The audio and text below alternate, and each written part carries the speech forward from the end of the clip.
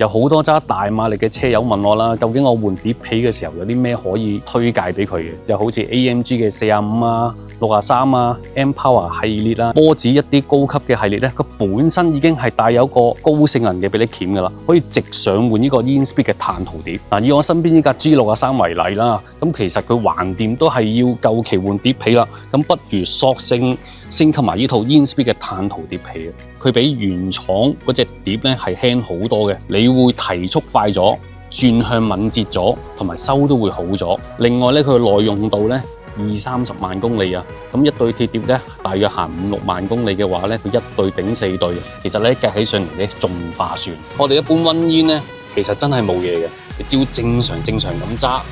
有咩事都照急停，係完全係冇問題嘅。